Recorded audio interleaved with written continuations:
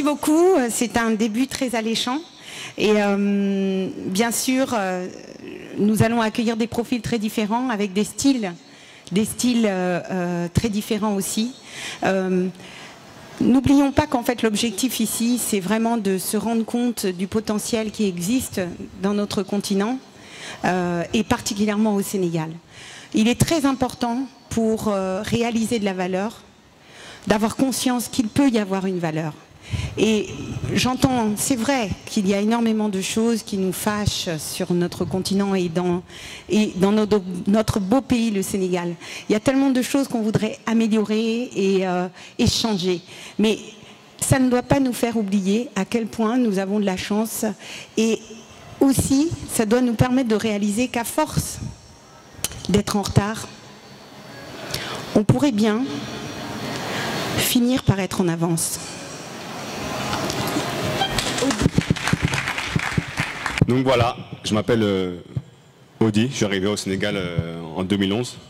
Donc pour la petite histoire, je travaillais sur Paris en fait chez Danone. Ça se passait très bien, j'avais un très bon poste.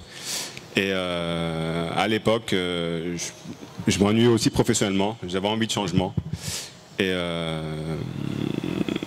voilà, je ne sais pas si je peux dire que j'ai eu un déclic ou quelque chose. J'ai pris une feuille blanche et je suis parti chez eux. J'ai pris j'ai posé ma démission et sur ce coup de tête, je suis arrivé au Sénégal en fait.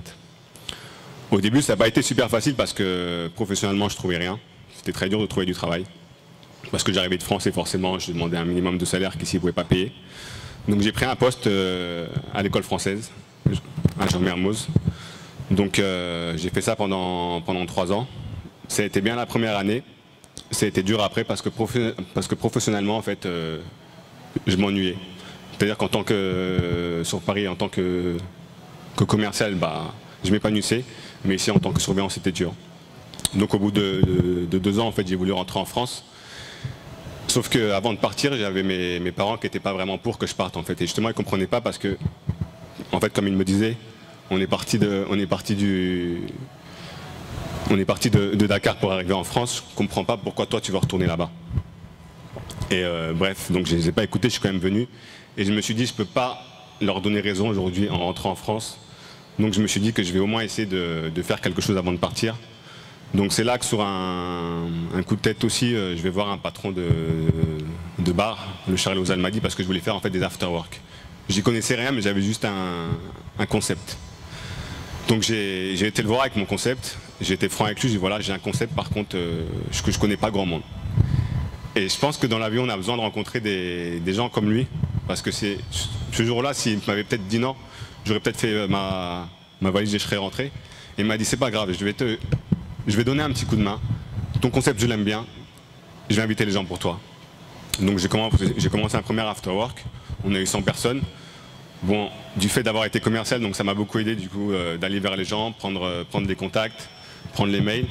Et de fil en aiguille, j'ai continué et on est arrivé à la fin avec au bout d'1 an avec des événements qui atteignaient entre 1000 et 1500 personnes.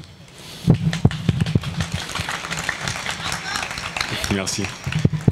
Ensuite, voilà, de cette idée de faire des after-work, j'ai aussi une idée de faire un guide de Dakar, parce qu'en arrivant sur Dakar, j'ai eu beaucoup de mal en fait moi à découvrir des lieux.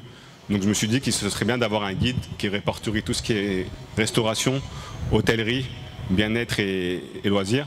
Donc c'est là que j'ai créé ce guide qui s'appelle Smartbook, qui en est aujourd'hui à sa 3e édition avec plus de 120 partenaires. Et voilà.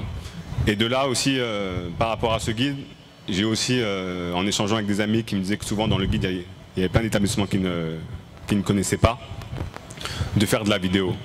J'y connaissais rien, mais pareil, je me suis lancé parce que voilà, pour moi, c'était vraiment un réel besoin par rapport au guide. Donc, à la base, j'ai commencé à travailler avec des amis qui m'ont appris beaucoup de choses. Et ensuite, j'ai monté ma propre structure qui s'appelle Odyssey Prod, donc voilà, qui fait de certaines publicités, couverture d'événements et toutes ces choses-là. Et aujourd'hui, c'est devenu la plus grosse activité de la boîte. Je dirais qu'aujourd'hui, la prod recouvre à peu près 70% de l'activité de la boîte. Voilà pour la petite histoire pour moi, pour mon arrivée. Et voilà, aujourd'hui, j'ai un j'ai un grand projet que je prépare avec un ami à moi qui est là, moi aussi Dibé. C'est un film sur le Sénégal. C'est un film sur le Sénégal, mais un film sur le Sénégal sur un Sénégal positif. C'est vrai qu'en ayant grandi en France, je me suis rendu compte que souvent, on a trop souvent, même à la télé, des images qui sont un peu trop négatives de l'Afrique. La pauvreté, l'immigration, les maladies. Et même moi, en revenant ici après 17 ans, je me suis rendu compte qu'en fait, que tout ce que j'avais vu à la télé, bah, c'était pas en fait ce qui se passe vraiment. Je suis d'accord qu'il y a beaucoup de choses à faire encore, à améliorer, mais en fait, on a aussi beaucoup de choses qui sont très belles. Et dans ce film documentaire, donc, qui dure à peu près 1 heure de temps, on veut montrer justement qu'au Sénégal, on a des très belles choses en termes de paysages, en termes de diversité des populations. On a aussi une culture qui est très très forte, la teranga, la vraie teranga. On a aussi un respect des religions qui est très fort. On a un pays avec beaucoup de musulmans, avec des chrétiens, mais je veux dire, quand il y a des fêtes comme la Tabaski, on s'invite les uns les autres, on échange, et on n'a vraiment dans ce pays aucun problème de religion. Donc voilà, c'est un film documentaire donc, du coup, qu'on a démarré. On a commencé même là, à lancer une campagne de crowdfunding sur les réseaux. Et voilà, en tout cas, on commence à se faire entendre, on commence à avoir quelques contacts, mais voilà. Moi aujourd'hui, tout ce que je voulais dire, c'est que je pense qu'il faut croire à ses rêves, parce que à la base, je ne pense pas que j'étais né pour faire de l'entrepreneuriat. Mes parents travaillaient à l'usine toute leur vie, mais je pense que des fois, il ne faut pas avoir peur de se lancer, même dans des domaines qu'on ne connaît pas ou qu'on ne maîtrise pas. On peut apprendre sur le tas en fait. On peut apprendre sur le tas, et même au-delà du fait que ce film soit aussi un petit peu pour le tourisme, c'est aussi de dire aux gens à l'étranger, aujourd'hui on a un beau pays, on a un pays qui est magnifique. Là on est au mois de novembre, on est en plein air en train de discuter en petite chemise, et il y a plein de choses à faire dans ce pays. C'est vrai que la vie elle n'est pas facile, on ne part pas tous avec les mêmes chances. Mais si vraiment on a envie, on peut démarrer les choses petit à petit.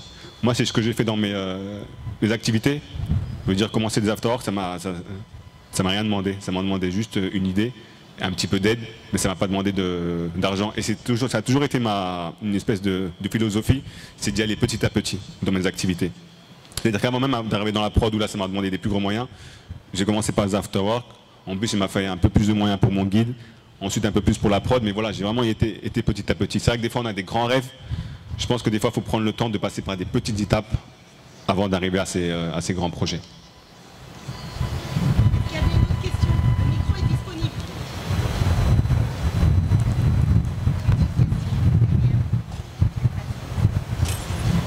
Ça vient chez vous, hein. Le micro. Préparez les questions. Bonsoir. Bonsoir à tous. Donc, je m'appelle Mactariad. Alors, ma question, c'était, je pense que c'est plus une suggestion. Je vais poser une question après. Je pense que là, votre départ, la démission que vous avez faite, le fait de quitter la France et de venir en Afrique, au Sénégal, vous parlez de déclic, mais moi je parle plus d'instinct ou bien de don. Parce que là, ce que vous êtes en train de faire, il y a la réussite, mais est-ce que ce n'est pas ce don qui s'exprime et qui voulait sortir et qui vous a montré le chemin? Moi je pense plus que c'est un don que le déclic ou bien sur coup de tête. Ouais. Le hasard n'existe pas. Pour moi, là, ce que vous êtes en train de faire, c'est noble, c'est une bonne chose et ça marche, n'est-ce pas? Merci. Un don, je ne sais pas, peut-être, mais c'est vrai que j'ai toujours travaillé. Dans tous mes projets, c'est des secteurs que je ne connaissais pas vraiment. Donc après, je pense qu'il faut peut-être un petit don, de la chance, et je pense aussi de la persévérance. Parce que dans toute cette expérience, il y a aussi beaucoup de moments de doute, de moments où je me suis demandé est-ce que je vais y arriver, est-ce qu'un jour je vais voir le bout du tunnel. Mais je crois que quoi qu'on dise vraiment, le travail paye, vraiment. Je pense que le travail paye. Ça n'a pas été facile tous les jours. J'ai vraiment, pendant des années, travaillé 7 jours sur 7. Mais quand on le fait aussi avec le cœur, dans des secteurs qu'on aime, je pense qu'on ne compte pas ses heures. Mais voilà, je pense que travailler dur et ne rien lâcher, c'est très important. Quel conseil avez-vous à donner à, par exemple, ceux qui, comme vous, font le pas de revenir au pays, de revenir en Afrique, mais au début ne se plaisent pas et ont perdu cette habitude des réalités sociales ici? Ce que je dis, la persévérance. Parce que moi, pareil, exactement, j'ai plein d'amis qui sont venus ici, qui sont partis. c'est vrai que c'est pas facile hein, de revenir, surtout que moi je suis revenu, je parle toujours pas, je parle mieux, mais je parle pas wolof. Donc c'est vrai que c'est dur de s'intégrer. C'est dur de s'intégrer, les habitudes sont différentes, mais ce que je dis, il y a forcément un temps d'adaptation. Et ce que je dis, ne rien lâcher, je veux dire, ils vont peut-être avoir un premier échec, mais il ne faut pas que sur cette première échec, tu rentres et que tu retournes. Ou à la limite, tu peux retourner, mais pour peut-être mieux se préparer aussi. Mais en tout cas, voilà, ce que je pourrais vraiment leur donner comme conseil, c'est de persévérer, vraiment.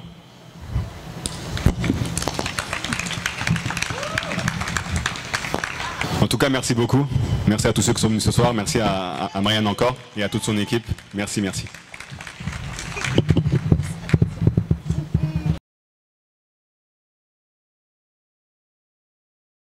Le prochain. Oups, oula, excusez-moi. Je persiste à vouloir mettre des talons en toute occasion. C'est pas toujours facile. Je pratique la persévérance.